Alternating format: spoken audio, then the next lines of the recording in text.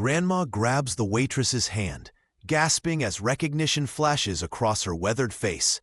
"You have my daughter's eyes," she exclaims, her voice trembling with decades of buried emotions. The billionaire businessman at the next table suddenly collapses, his coffee spilling across the pristine tablecloth as the past and present collide in this small-town diner. Before we begin, make sure to subscribe to the channel and comment where you're watching from. John Smith prided himself on never showing weakness, not even to his own family. The billionaire had spent 25 years constructing an empire with the same cold precision he used to build walls around his emotions. Each business deal, each corporate takeover, each ruthless decision served as another brick in the fortress that protected him from confronting his deepest pain. His corner office on the 40th floor of Smith Enterprises overlooked Boston's skyline, a daily reminder of how far he had climbed. John's employees feared him, his competitors respected him, his family barely knew him. That was exactly how he preferred it. The memories of his sister Lily's disappearance remained locked in the most secure vault of all, his heart.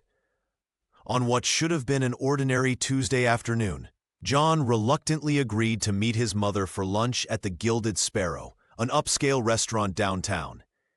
Eleanor Smith had insisted, and despite his power, John still found it difficult to refuse his mother's requests.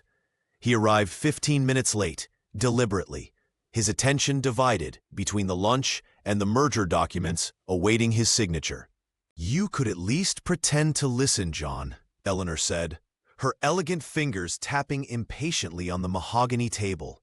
Her voice carried the weight of 2 decades of grief, but John had mastered the art of selective hearing. "I'm listening, Mother," he replied without looking up from his smartphone. The device served as both shield and weapon, keeping the world and his emotions at a safe distance. The waitress approached their table, a young woman with dark hair pulled back in a practical ponytail. John barely registered her presence as she refilled Eleanor's water glass. He was calculating profit margins, mentally rearranging his afternoon meetings. Then something extraordinary happened. Eleanor gasped. The sound was so raw, so unexpected, that John finally looked up. His mother had gone pale, her eyes wide with shock as she stared at the waitress. Eleanor's hand shot out, grasping the young woman's wrist with surprising strength. The water pitcher wobbled dangerously. "You have my daughter's eyes," Eleanor whispered, her voice trembling with a mixture of disbelief and desperate hope. The restaurant seemed to freeze around them. The waitress, Emily Johnson according to her name tag, stood paralyzed, confusion written across her features. But John saw what his mother saw. Those unmistakable hazel eyes flecked with gold, the same unusual pattern that had belonged to Lily. In that instant, John's carefully constructed world began to spin out of control. The fortress he had built, brick by brick, for 25 years, developed its first crack, and through that crack rushed all the memories, fears, and guilt he had spent a lifetime suppressing. Emily Johnson had mastered the art of blending into the background. Every morning, she tied her apron with practiced precision and disappeared into the rhythm of the Gilded Sparrow. The clink of silverware against fine china, the gentle hum of conversation during lunch rush, and the quiet satisfaction of a well-earned tip. These were the markers of her days. At 26, she had perfected the delicate balance of being attentive without being noticed, efficient without drawing attention. Just enough eye contact to be polite. Never enough to invite conversation, she often told Sarah during their late-night talks in their cramped apartment. Her roommate would roll her eyes, insisting Emily was wasting her light, but invisibility had become Emily's armor against the unpredictability of each passing day. The Tuesday afternoon shift had begun like any other. The restaurant buzzed with Boston's elite, business deals being sealed over expensive wine, society women comparing vacation homes between delicate bites of salad. Emily moved between tables with practiced grace, refilling water glasses and delivering plates with a ghost-like efficiency that had earned her the respect of the restaurant manager. Then came the moment that shattered her carefully constructed anonymity. The elegant older woman, Eleanor Smith, though Emily didn't know her name yet, reached out with surprising strength and seized her wrist. The water pitcher in Emily's hand tilted dangerously as the words cut through the ambient noise of the restaurant. "You have my daughter's eyes." Time seemed to freeze. The waitress stood paralyzed, feeling the cool water splashing against her fingers as the pitcher trembled in her grasp. The chatter around them dimmed as heads turned toward the commotion. Emily felt the weight of dozens of curious stares boring into her, each pair of eyes carrying unspoken questions that pressed against her chest until she could barely breathe. The man at the table, imposing even while seated, finally looked up from his phone, irritation giving way to shock as his gaze met hers. Something in his expression shifted, a recognition that made no sense given they'd never met before. "I'm sorry," Emily managed to whisper, trying to gently extract her wrist from the woman's grip. "I think you've confused me with someone else." But Eleanor's fingers only tightened, her pale blue eyes searching Emily's face with desperate intensity. "No," she insisted, her voice quavering with emotion. "I would know those eyes anywhere. Hazel with flecks of gold, just like lilies." The name meant nothing to Emily, yet it fell like a stone into the still pond of her existence, sending ripples she couldn't control across the surface of her carefully ordered life. Eleanor Smith's pale blue gaze locked onto Emily's face with an intensity that made the young waitress tremble. The restaurant's ambient noise seemed to fade as the matriarch searched Emily's features for traces of her long-lost daughter. 25 years of grief had etched deep lines around Eleanor's eyes, but in this moment, they sparkled with recognition and disbelief. "Lily," she whispered, though she knew this wasn't her daughter. The resemblance was undeniable and struck Eleanor like a physical blow. The dark hair that fell in gentle waves, the defined jawline that spoke of quiet determination, and most hauntingly, the tiny mole beneath her left ear, exactly where Lily's had been. But it was those eyes that truly shattered Eleanor's composure. Hazel irises flecked with gold and green, like autumn leaves catching sunlight, mirrored the eyes she had gazed into as she cradled her newborn daughter decades ago. Emily stood frozen, pitcher still clutched in her hand, unable to process the stranger's words or the raw emotion radiating from the elegant older woman. The other diners at the Gilded Sparrow had fallen silent, their attention drawn to the unfolding drama at the Smith table. "Ma'am, I think you've mistaken me for someone else," she managed to say, her voice barely audible. John Smith, who had been scrolling through emails on his smartphone, finally registered the commotion. Irritation flashed across his face as he looked up, prepared to chastise his mother for creating a scene in public. His cutting remark died on his lips as his gaze met Emily's. The billionaire's expression transformed in an instant. The color drained from his face as recognition dawned, not of a stranger, but of the ghost of his vanished sister. Those eyes, Lily's eyes, stared back at him from a face that could have been hers 25 years ago. The carefully constructed walls he had built around his pain began to crumble. "Impossible," he muttered, his breathing becoming shallow. The past John had meticulously buried for decades clawed its way into the present. Memories he'd suppressed flooded back. Lily's tearful face the night she disappeared, the accusations she'd hurled at him, the promises he'd failed to keep. His heart pounded against his ribs with a forgotten terror, each beat hammering home the reality he couldn't escape. Eleanor clutched Emily's wrist tighter, tears streaming down her weathered cheeks. "Who are you?" she asked, her voice breaking with hope and fear intertwined. The restaurant faded around them as three strangers, connected by blood they didn't yet understand, stood locked in a moment that would forever alter their lives. The world seemed to slow down as John Smith felt his heart constrict. his vision blurred at the edges, darkening like an old photograph. For 25 years, he had built walls around his emotions, walls that now crumbled as he stared at the waitress's face. Those eyes. His sister's eyes. "I can't," he gasped, his hand flying to his chest.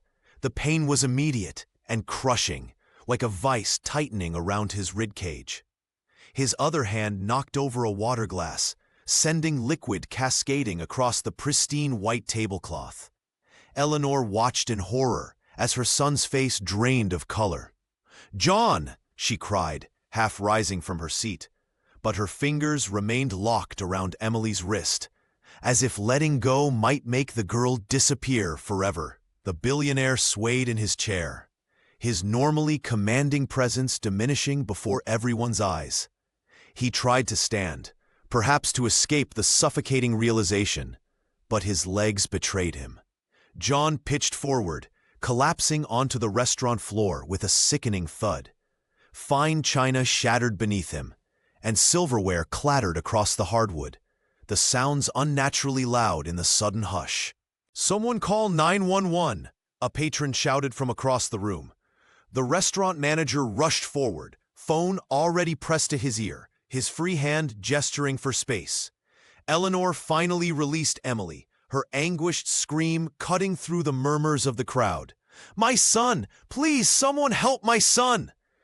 The elderly woman fell to her knees beside John, her elegant hands hovering helplessly over his still form, afraid to touch him, yet unable to stay away. Emily stood rooted to the spot, the water pitcher still clutched in her trembling hands. The ordinary Tuesday lunch service that had begun like any other had transformed into something unrecognizable. The young waitress watched as the restaurant's patrons backed away, forming a morbid circle around the fallen man and his mother. "Miss, are you all right?" A concerned voice barely registered as Emily's thoughts raced. What had she done? What had her mere existence triggered in these strangers? The rhythm of her carefully structured life, wake up, work, save money, repeat, suddenly seemed like a distant memory. The manager gently took the pitcher from her hands. "The ambulance is coming," he said quietly. "You should sit down. You look pale." But Emily couldn't move. Her eyes remained fixed on Eleanor, who was now stroking John's forehead, whispering words too soft to hear. The old woman looked up briefly, her gaze finding Emily's across the chaos, and in that moment, a connection formed between them. A terrible, wonderful bridge across 25 years of secrets.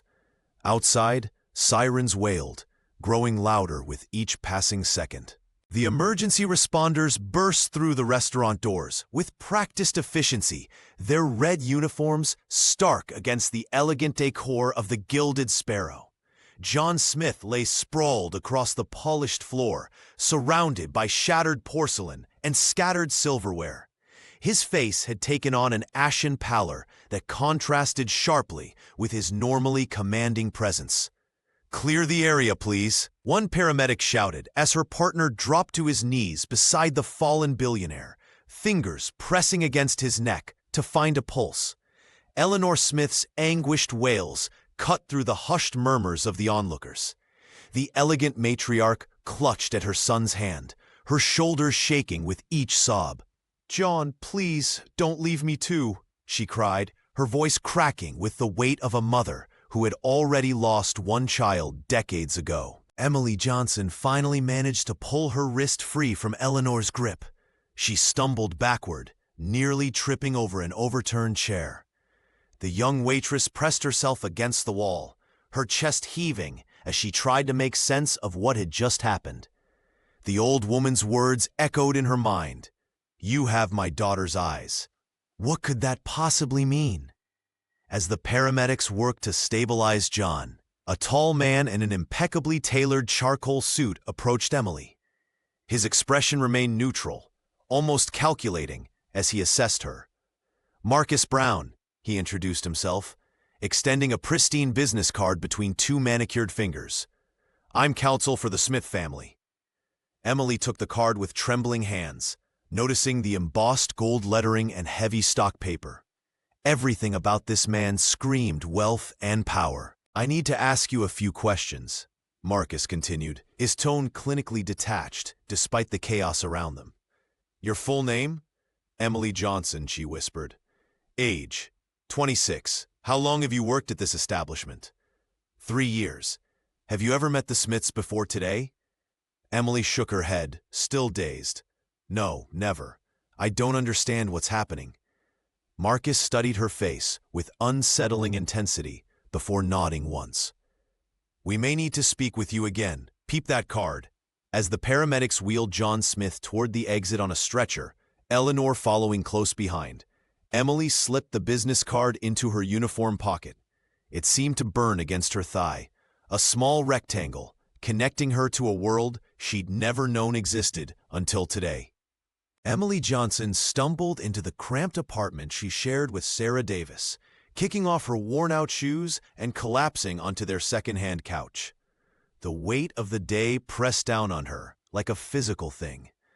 Her hands were still trembling slightly, and she couldn't shake the feeling that something fundamental had shifted in her world. "You look like you've seen a ghost," Sarah said, emerging from their tiny kitchen with 2 mugs of tea. The art student's normally playful expression had morphed into one of concern as she took in Emily's disheveled appearance. "Something happened at work today," Emily began, her voice barely above a whisper. "Something I can't explain." She accepted the warm mug gratefully, wrapping her fingers around it as if it might anchor her to reality. The words came pouring out then, a torrent of confusion and disbelief. Emily described the elegant old woman, Eleanor Smith, and how she had grabbed Emily's wrist with surprising strength. "She looked at me like she knew me. She said I had her daughter's eyes." Emily's voice cracked. "And then her son, this cold, intimidating billionaire. He just stared at me and collapsed right there on the restaurant floor." Sarah sat cross-legged on the floor, her usual witty commentary absent as she absorbed every detail. Emily described the chaos that followed, the paramedics rushing in, the old woman's heartbreaking cries, and the sharp-suited lawyer who had questioned her with clinical precision. "He gave me this," Emily said, fishing Marcus Brown's business card from her pocket and placing it on their coffee table like it might bite her. "That's like something out of a movie, Em," Sarah said, her artistic imagination clearly picturing the scene. "Are you okay?" Emily could only shake her head, unconsciously rubbing the spot on her wrist where Eleanor had gripped her. "I keep hearing her voice in my head. 'You have my daughter's eyes.' What does that even mean?" The roommate scooted closer, her presence comforting in its familiarity. "Do you think there could be any truth to it? I mean, you've always wondered about your birth parents." Emily stared out their small window at the Boston skyline, distant lights twinkling against the darkening sky. The emptiness of her past had always been a void she'd learned to live with. No memories, no connections, just paperwork documenting a car accident and a system that had processed her like any other orphan child. "I don't know what to think anymore," she whispered, the business card seeming to grow larger in her peripheral vision. "But I have this feeling, like I've been standing still my whole life, and now everything's about to start moving very fast." By the next morning, news of the incident at the Gilded Sparrow had spread through Boston's elite circles like wildfire. John Smith, the financial titan who had built an empire through calculated precision and ruthless business tactics, had collapsed in public, and somehow a waitress was involved.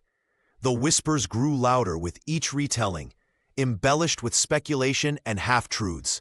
The Smith family's public relations team worked overtime, issuing carefully worded statements about John suffering a minor health episode due to exhaustion. They strategically omitted any mention of Eleanor's outburst or Emily Johnson's involvement. Yet despite their efforts, the city's social circles buzzed with questions about the mysterious young woman who had somehow triggered the billionaire's collapse. Emily tried to return to normal life, but her phone wouldn't stop ringing. Reporters had somehow obtained her number, leaving messages requesting interviews about her connection to the Smith family. She deleted each one, her stomach knotting with anxiety. When Marcus Brown called, Emily almost ignored it. The lawyer's voice was measured and professional as he requested a private meeting at the Harrington Hotel. "Mrs. Smith would like to speak with you," he explained, offering no further details. "Don't go," Sarah warned that evening, pacing their small apartment with nervous energy. The art student's usual carefree demeanor had been replaced by genuine concern. "This whole thing feels like a trap. Rich people like the Smiths don't just invite waitresses to fancy hotels unless they want something." Emily knew her roommate was right, but curiosity burned stronger than caution. "I need to know what she meant," she said, selecting her least wrinkled blouse from the closet. The Harringtons stood like a gleaming monument to wealth in downtown Boston. Emily felt painfully out of place as she rode the elevator to the penthouse suite, her reflection in the polished doors revealing her nervousness. Marcus greeted her with a firm handshake, ushering her into a room that cost more per night than her monthly rent. Floor-to-ceiling windows offered a dizzying view of the city below, the afternoon sun glinting off distant skyscrapers. Eleanor Smith sat in a plush armchair, looking smaller than Emily remembered. Gone was the commanding presence from the restaurant. Instead, grief seemed to have hollowed her out, leaving behind a fragile shell of elegance. Her hands trembled slightly as she clutched a delicate teacup, her eyes lifting to meet Emily's with a mixture of hope and heartbreak. "Thank you for coming," Eleanor said softly, her voice carrying the weight of decades of sorrow. "Please, sit down. We have much to discuss." "Thank you for coming," Eleanor said, her voice hoarse but determined. Her elegant hands trembled slightly as she poured tea into fine china cups, the hotel suite's opulence a stark contrast to the raw emotion filling the room. Emily Johnson shifted uncomfortably on the plush sofa, acutely aware of how out of place she felt. Marcus Brown stood by the window, his silhouette framed against Boston's skyline, watching her reactions with calculated interest. "I need to tell you about my daughter," Eleanor continued, passing Emily a worn photograph. "This is Lily." The image showed a young woman with fierce eyes and a defiant smile. The resemblance to Emily was undeniable. She was brilliant, passionate about everything she touched, and so rebellious. A ghost of a smile crossed the older woman's face. "She disappeared 25 years ago. We never found her." The matriarch's voice cracked as she described the endless searches, the private investigators, the years of hope slowly eroding into grief. Emily felt a surprising pang of sympathy for this stranger, despite the absurdity of their situation. "I never stopped looking," Eleanor whispered, her fingers tracing the photograph's edge. "A mother knows when her child is still out there." Marcus stepped forward, opening a leather portfolio. "We've been investigating your background, Miss Johnson," he said, his tone clinical yet not unkind. "What we found, or rather what we didn't find, is quite telling." Emily tensed. "What does that mean?" "Your records before age 3 are essentially non-existent," the lawyer explained. "The story you were told about your parents dying in an accident? There's no documentation. You entered the foster system as a toddler with a birth certificate that appears to have been created after the fact." Eleanor reached across the coffee table, not touching Emily but close enough that the younger woman could see the hope blazing in her eyes. "We believe you are Lily's daughter, my granddaughter." The words hung in the air, impossible yet somehow making a terrible kind of sense. Emily had always felt the emptiness of her past, a void where family history should have been. That's crazy," Emily stammered, but even as she spoke, doubt crept in. Her missing history, the striking resemblance, the strange familiarity she'd felt when Eleanor first touched her hand. "We can prove it," Marcus said quietly. "A DNA test would confirm everything." "And if it's true?" Emily asked, her voice barely audible. Eleanor's eyes filled with tears. "Then you'll never be alone again," she said, her voice cracking with desperation and hope. "You'll have a family. You'll have a home. The weight of those words, the promise of belonging after a lifetime of emptiness, left Emily speechless. Emily's mind reeled as she sat in the plush hotel suite, the weight of Eleanor Smith's words hanging in the air between them. The elegant older woman's gaze never left her face, searching, hoping, desperate to find traces of her long-lost daughter in Emily's features. "That's impossible," Emily protested, her voice barely above a whisper. "I can't be who you think I am." She clutched her uniform apron, a physical reminder of the simple life she'd always known, a life that suddenly felt like it might be built on sand. Marcus Brown leaned forward, his expensive suit immaculate, his tone measured yet persuasive. "We understand your skepticism, Emily. That's why we're proposing a DNA test." He slid a folder across the polished table. "The Smith family is prepared to deposit $100,000 into your account, just for agreeing to the test." Emily's fingers trembled as she opened the folder. The legal documents inside were dense with terminology she barely understood, but the figure jumped out at her. More money than she'd ever seen in her life. Money that could erase her student loans, fix her car, maybe even allow her to finish the degree she'd abandoned when funds ran dry. "If you're a Smith," Eleanor said, her voice cracking with emotion, "you'll never want for anything again." Tears shimmered in the older woman's eyes, transforming her from imposing matriarch to vulnerable grandmother in an instant. "Please, just consider it." Emily stared at the documents, her thoughts racing. This had to be some elaborate scam, yet the pain in Eleanor's eyes seemed genuine. The lawyer's credentials were impeccable, and John Smith's collapse at the Gilded Sparrow had been witnessed by dozens. "Why now?" she asked. "Why after all these years?" Marcus exchanged a glance with Eleanor before answering. "The resemblance is striking. When Eleanor saw you, it was like seeing Lily again. Some things can't be ignored, even after 25 years. Emily thought about her childhood in the foster system, the vague stories about parents who died in an accident, the lack of extended family, the emptiness that had followed her into adulthood. That gnawing sense of something missing had been her constant companion. "What if the test is negative?" she asked quietly. "Then you keep the money," Eleanor said firmly. "Consider it compensation for the disruption to your life." It felt like a trap, too good, too strange, too surreal. Yet something deep within Emily yearned for answers, for connection, for the possibility that she wasn't alone in the world after all. With a deep breath, she reached for the pen Marcus offered.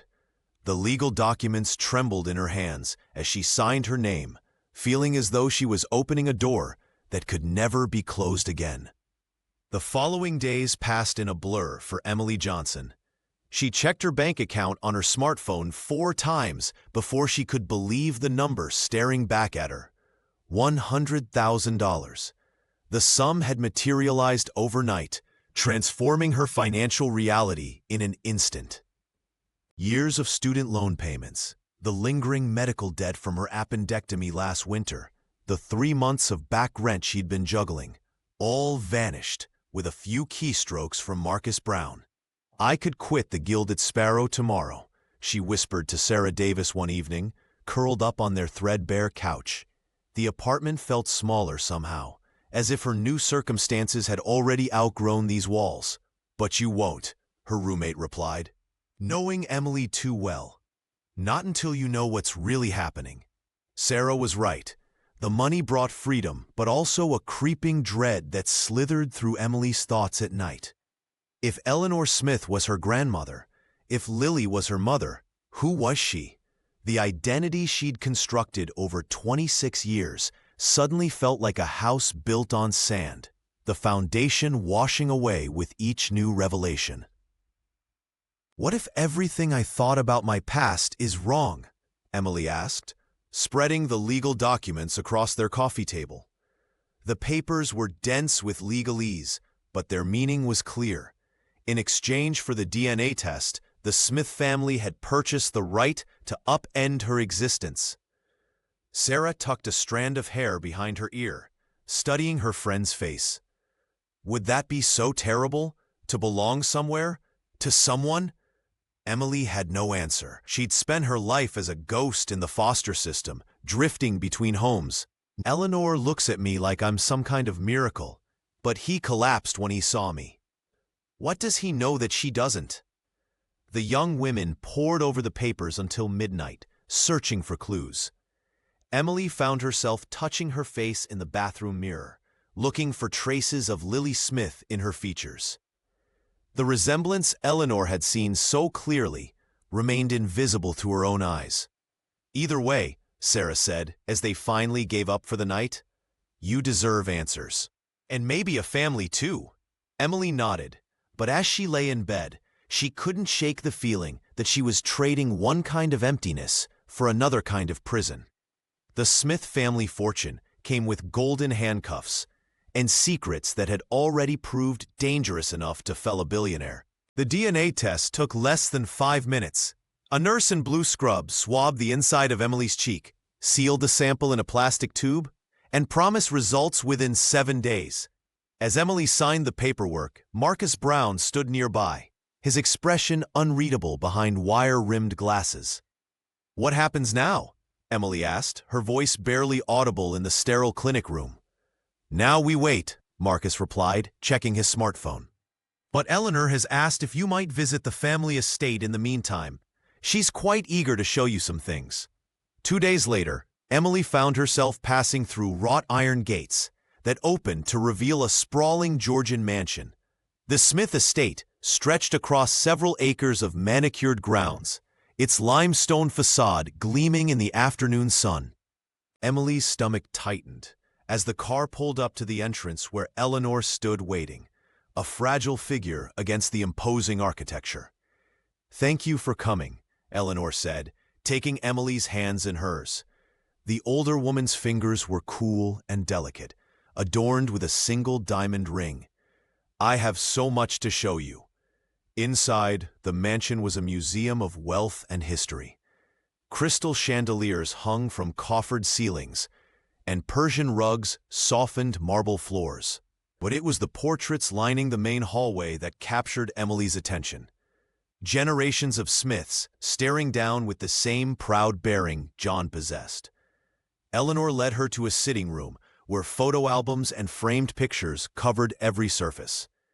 These are all Lily, she explained, her voice catching. My beautiful, headstrong daughter. Emily leaned forward, studying the images of a young woman with dark hair and a defiant smile. The resemblance was startling. The same jawline, the same way of tilting her head.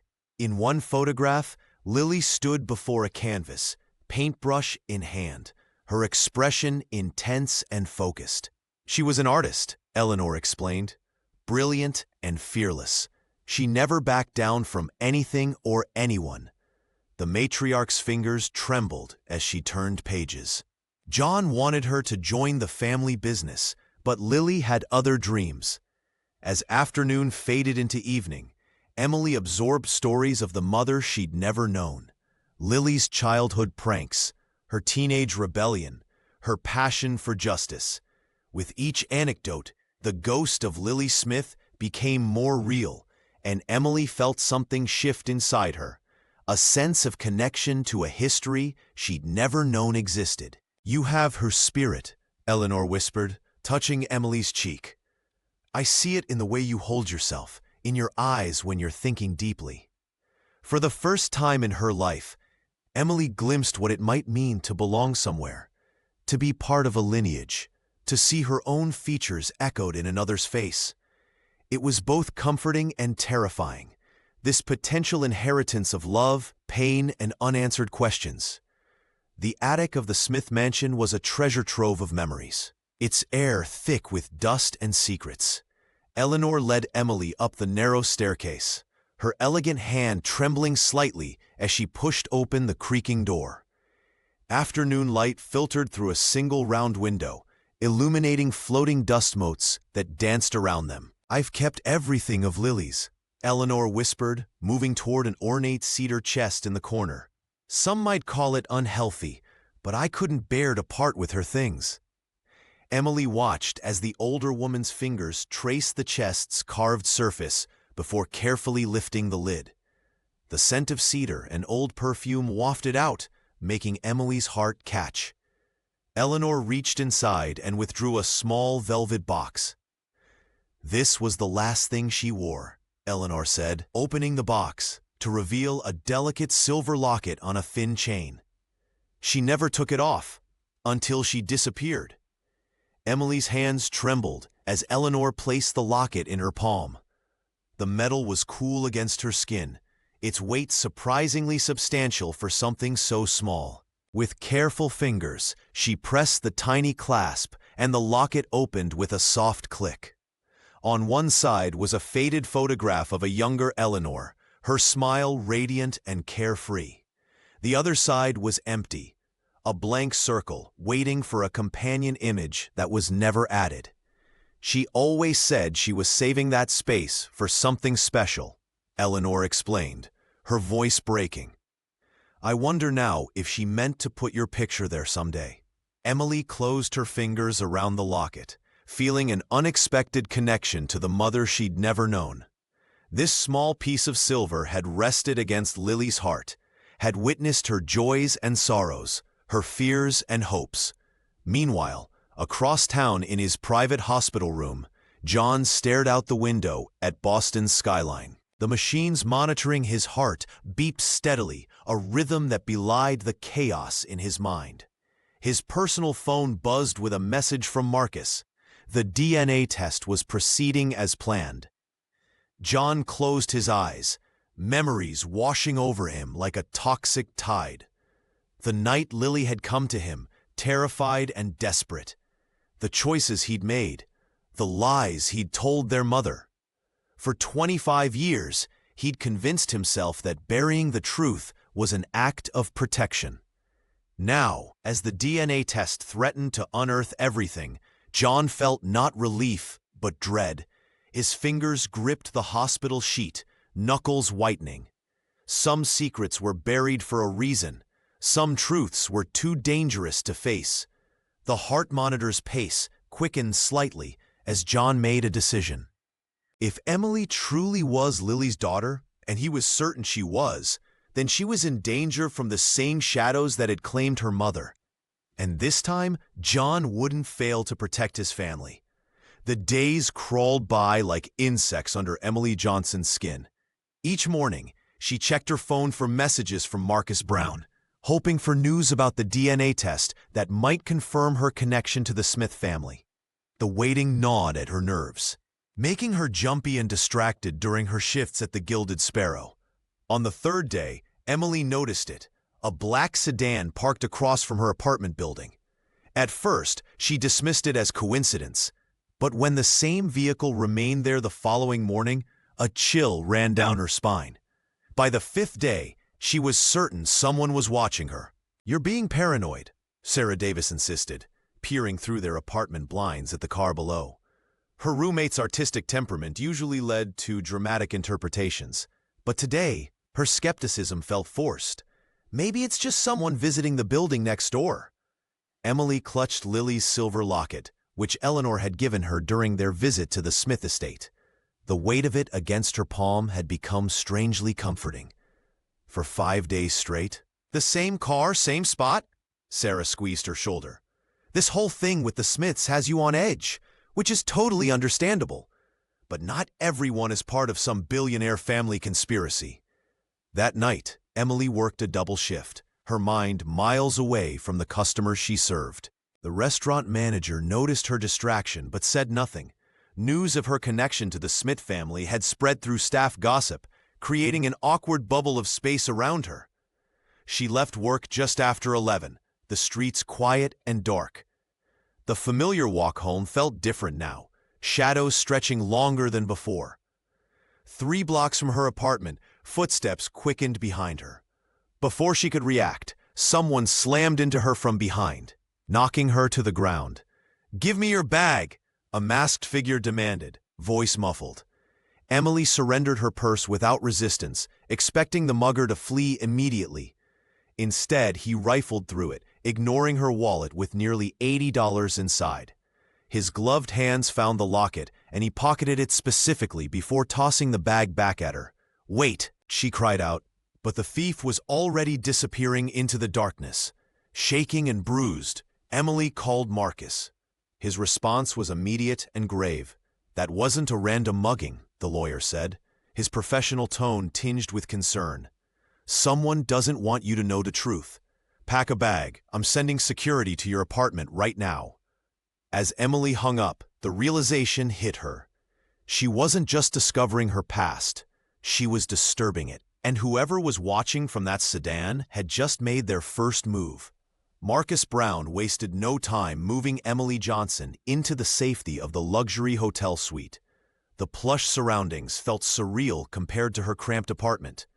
But the extra security guards stationed in the hallway made it clear this wasn't a vacation. "We need to keep you protected until we understand what we're dealing with," Marcus explained, his usually composed demeanor showing cracks of genuine concern. He paced the expansive living area, smartphone pressed to his ear as he arranged for additional security measures. Emily sat by the window, watching the Boston skyline glitter in the evening light. "Do you really think someone's targeting me because of who my mother was?" The lawyer nodded grimly. "The mugging was too specific. They ignored your cash but took the locket, the only physical connection to Lily." He loosened his tie, a rare display of informality. "I've been digging through old police files, and a name keeps appearing. Richard Sterling." Emily watched as Marcus spread documents across the mahogany coffee table. "Who is he?" "A real estate developer with questionable ethics. 25 years ago, he was John's biggest rival." Marcus pointed to a newspaper clipping showing a younger Sterling, tall, imposing, with cold eyes that seemed to follow her even from the yellowed paper. "He had a particular interest in your mother." As night fell, Marcus revealed what his investigation had uncovered. Sterling had become obsessed with Lily Smith after meeting her at a charity gala. What began as unwanted attention evolved into something far more sinister when Lily discovered evidence of Sterling's illegal activities, money laundering through his development projects. The Smith family always believed Lily ran away with some struggling artist, Marcus said, rubbing his tired eyes. Eleanor clung to that story because it meant her daughter chose to leave, that she might return someday.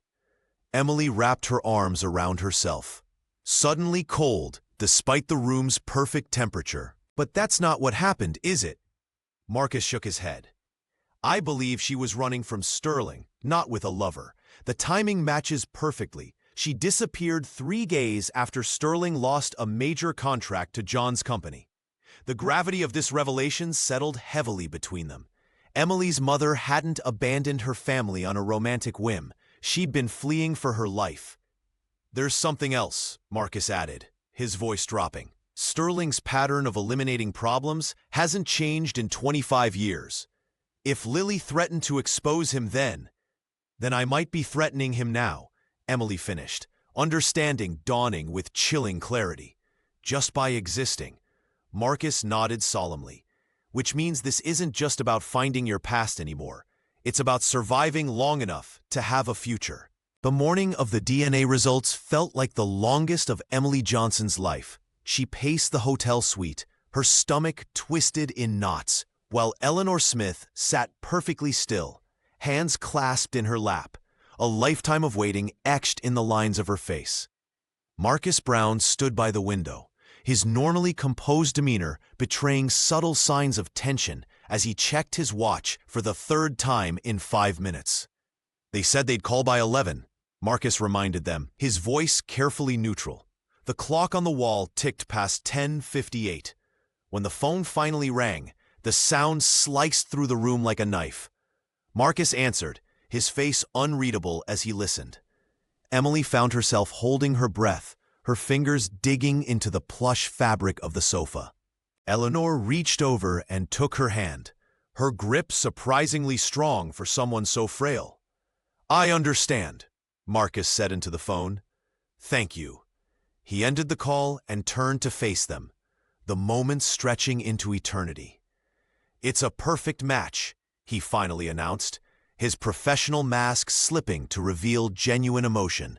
She was no longer just Emily Johnson, waitress with no past.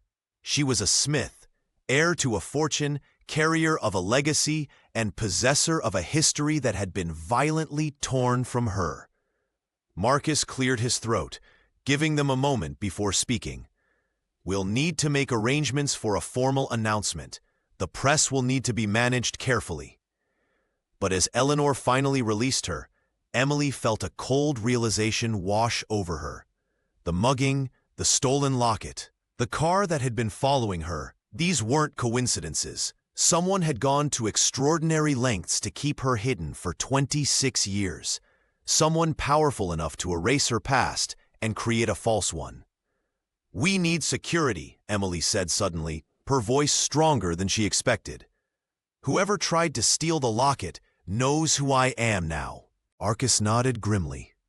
"I've already doubled the security detail. No one gets near you without clearance." Eleanor's joy dimmed as she absorbed the implications. "Richard Sterling," she whispered, the name itself seeming to darken the room.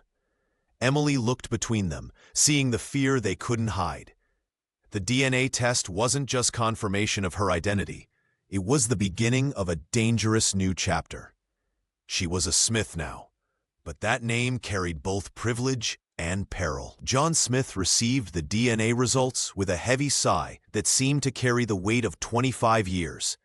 His hospital room, sterile and quiet except for the rhythmic beeping of monitors, felt like a confessional booth. "It's a reckoning," he muttered to Marcus Brown, his voice barely audible. "One that's been coming for decades." The family council nodded solemnly, understanding the gravity of what was to come. John had built his empire on control and precision, but this revelation threatened to unravel everything. "Bring them here," the billionaire commanded, adjusting himself against the pillows. "Eleanor and Emily, it's time they knew everything." When the two women arrived, the contrast between them was striking. Eleanor with her elegant posture despite her age, and Emily still carrying herself with the cautious demeanor of someone who'd spent years blending into backgrounds. Yet the family resemblance was undeniable now that John allowed himself to see it. "The test confirmed what we suspected," John began, his face drawn and haunted. "But there's more to this story than DNA can tell." Eleanor took a seat beside her son's bed, sensing the confession that was coming. Emily remained standing, arms crossed protectively across her chest. "Lily didn't just run away," John continued, his voice breaking slightly. "She was terrified. Richard Sterling was obsessed with her, but it went beyond that. Lily discovered documents linking him to money laundering through his development projects. When she threatened to expose him, he promised to destroy her." Emily's eyes widened. "My mother was blackmailed?" "Worse," John replied. "She was hunted. Sterling had connections everywhere, police, government. I thought I was protecting her by giving her money to disappear, creating a new identity." His hands trembled on the hospital blanket. "I was the financial genius, the problem solver. I thought I could fix it without scandal, without danger to our family name." Eleanor gasped, tears forming in her eyes. "You knew where she was? All these years?" John shook his head, shame evident in every line of his face. "I knew she was running, but after she left, she vanished completely. The plan was for her to contact me when she was safe, but that call never came." He looked directly at Emily. "I sent her into the darkness alone, thinking my money would protect her. I failed her.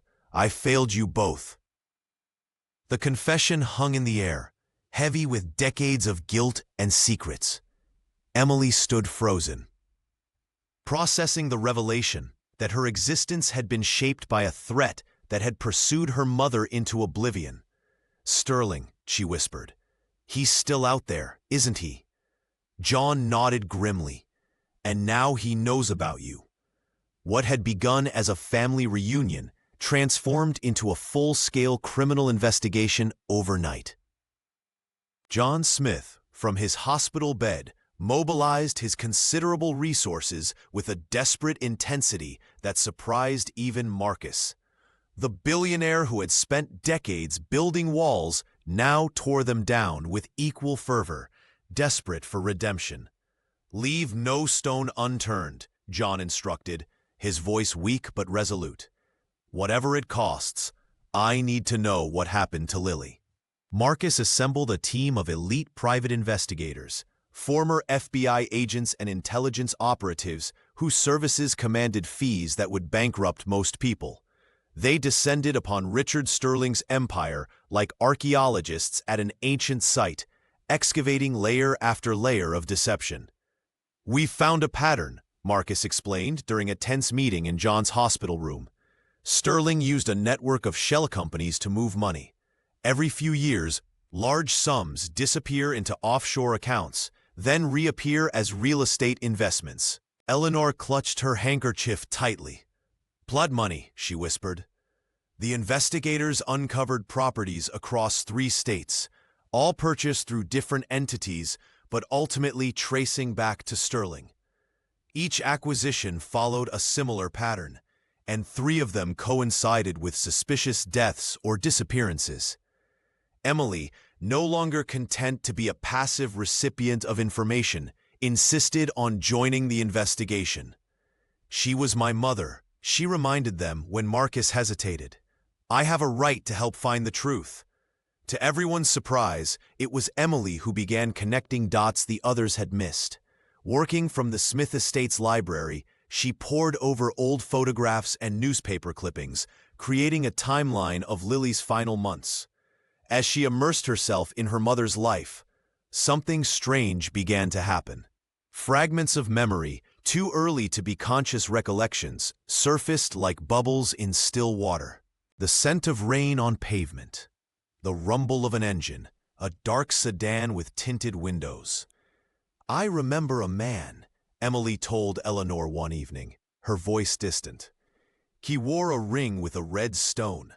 I can see his hand on a steering wheel." Eleanor gasped. Sterling always wore a ruby signet ring. It was his trademark. Each recovered fragment brought Emily closer to understanding her origins, and to the danger that still lurked in the shadows. Security around the Smith estate doubled, then tripled as the investigation deepened. "Sterling knows we're looking," Marcus warned after a particularly productive day. "My sources say he's nervous, making mistakes." John nodded grimly from his wheelchair. "Good. Cornered predators are dangerous, but they're also visible. For the first time in 25 years, we can see him clearly." What none of them realized was how clearly Sterling could see them too. The manila envelope arrived at the hotel suite without a return address. Marcus Brown examined it carefully before opening it, his trained eyes searching for any signs of tampering. Inside lay a single Polaroid photograph, yellowed with age, but unmistakably clear in its message. Emily Johnson leaned forward, her breath catching as she saw the image. A young woman with her same jawline and hazel eyes, bundled against the cold, passing a small blanket-wrapped bundle to another woman. The setting was the steps of a stone church, snow dusting the ground around them. "That's Lily," Eleanor whispered, her fingers trembling as they traced her daughter's face in the photograph. "My God, she looks terrified." When Marcus flipped the photo over, 3 words were scrawled in faded blue ink: "St. Jude's, Danville." The lawyer's expression tightened as he made the connection. "Danville is a small town in Vermont," he explained, "about 4 hours north of Boston. This could be the missing piece." Within 24 hours, Emily and Marcus were driving through the Vermont countryside, the autumn leaves creating a tapestry of red and gold against the rolling hills. The small church stood exactly as it had in the photograph, though the steps were now cracked with age and weather. The elderly parish secretary remembered that day 25 years ago. Catherine Adams, she confirmed, adjusting her spectacles as she examined the photograph. Worked for a wealthy family in Boston. Said she was taking her goddaughter somewhere safe. Emily felt the world tilt beneath her feet. Catherine Adams was your family's housekeeper, Marcus explained gently.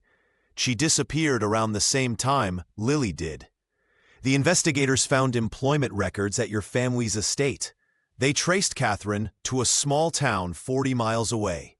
The woman who opened the door was in her 70s now, her hair silver, her eyes widening with recognition and fear when she saw Emily standing there. I always knew this day would come, Catherine said, inviting them inside her modest home. The walls were covered with paintings, landscapes mostly, but in the corner hung a portrait of a young woman who could have been Emily's twin. Your mother made me promise, Catherine explained, her voice steady despite the tears gathering in her eyes. Sterling's men were closing in. She knew what would happen if they found her, found you. The story unfolded like a nightmare. Catherine had raised Emily as her own granddaughter, creating the fiction of parents who died in a car accident. When Catherine's health began failing 5 years ago, she had arranged for Emily to be placed with a foster family in Boston, close enough to be watched over, but far enough to remain hidden. She loved you more than her own life, Catherine said, placing a small wooden box in Emily's hands. Everything she couldn't tell you is in here. The investigation reached its climax when Marcus Brown uncovered damning evidence hidden in Richard Sterling's private records. Photographs and burned documents revealed the horrifying truth. Sterling had tracked Lily Smith to a remote cabin in Vermont 25 years ago and silenced her permanently in a fire staged to look like an accident. He killed my mother, Emily Johnson whispered, her voice hollow as she stared at the grainy images. The young waitress had barely processed her new identity when this final, brutal revelation shattered what little peace she'd found. Eleanor collapsed into a nearby chair, her elegant frame seeming to shrink with grief. John, still weak from his hospital stay, closed his eyes as decades of guilt crashed over him. He had sent his sister away thinking he was protecting her, only to deliver her into the hands of her murderer. The family had little time to mourn. That evening, Emily received a frantic call from Sarah. "There are men in our apartment," her roommate whispered, terror evident in her voice before the line went dead. "It's Sterling," Marcus said, already dialing his security team. "He knows we found the evidence. He's using Sarah to draw you out." The police suggested a safe house, but Emily refused. "I'm not running while Sarah's in danger," she insisted, her hazel eyes flashing with the same determination Eleanor had often seen in Lily's. "Sterling's been controlling my life from the shadows for 25 years. I'm done hiding." John gripped his niece's hand. "You're a Smith," he said simply. "We face our enemies." The plan came together quickly. Emily would meet Sterling's demands, wearing a wire beneath her clothing. Police and Marcus's security team would position themselves around the meeting location, an abandoned warehouse on Boston's waterfront that Sterling believed was surveillance-proof. "If anything goes wrong, we'll be there in seconds," the detective promised, adjusting the tiny microphone beneath Emily's sweater. Eleanor embraced her granddaughter fiercely. "You have your mother's courage," she whispered. "But please, I can't lose you too." As dusk fell over the city, Emily walked alone toward the warehouse entrance. Each step felt like moving through water, her heart hammering against her ribs. The weight of the wire pressed against her skin, her only connection to safety. She thought of her mother, walking into her own trap 25 years ago, unprotected and alone. Emily straightened her shoulders. Unlike Lily, she wasn't alone. She had a family now, one worth fighting for. With a deep breath, she pushed open the heavy metal door and stepped into the darkness, her resolve hardening with each step toward the man who had destroyed her mother and was now threatening her friend. The warehouse echoed with Richard Sterling's cruel laughter as he pressed the barrel of his gun against Sarah's temple. The art student trembled but kept her eyes defiantly on Emily. "You're just like your mother, stubborn to the end," Sterling sneered, his expensive suit unable to disguise the monster beneath. "Lily should have kept her mouth shut about my business dealings. And now her daughter makes the same mistake." Emily stood her ground, the wire beneath her blouse capturing every damning word. "My mother tried to expose you 25 years ago. I'm finishing what she started." Sterling's face contorted with rage. "Your mother died alone in that cabin fire. No one mourned her. No one even knew who she was by then." His finger tightened on the trigger. History repeats itself. The warehouse door burst open with a thunderous crash. John Smith, still pale from his hospital stay, leaned heavily on a cane but stood tall, his eyes burning with decades of suppressed grief and rage. Marcus Brown flanked him with 2 security personnel, their weapons drawn. "It's over, Richard," John called out, his voice stronger than his frail body suggested. Sterling spun, using Sarah as a shield. "You should have stayed in your hospital bed, John, always trying to play the hero when we both know you failed to protect your sister." The real estate developer never saw Emily move. In one fluid motion, she knocked Sarah aside and lunged. The struggle was brief. A single gunshot reverberated through the warehouse. Sterling crumpled to the floor, blood blooming across his chest from his own weapon. The aftermath sent shockwaves through Boston's elite circles. Sterling's empire crumbled as investigators uncovered decades of corruption, blackmail, and murder. The truth about Lily Smith finally emerged from sealed records and forgotten testimonies. 3 months later, at the Smith estate, Emily stood before a small gathering of journalists. "Today, we launch the Lily Smith Foundation for Children Lost in the System," she announced, her grandmother's hand clasped firmly in hers. "No child should grow up without knowing who they are or where they come from."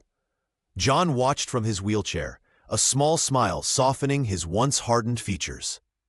The uncle who had spent 25 years building walls now worked tirelessly to tear them down, using his considerable resources to reconnect families torn apart by circumstance. In the quiet evenings, Eleanor would sit with Emily in the mansion's library, sharing stories of Lily's childhood, filling in the missing pieces of Emily's heritage. The silver locket, recovered from Sterling's safe, now held 2 photos, Lily on one side, Emily on the other. "She would be so proud of you," Eleanor whispered one night, her eyes reflecting peace for the first time in decades. The circle, broken for so long, was finally complete.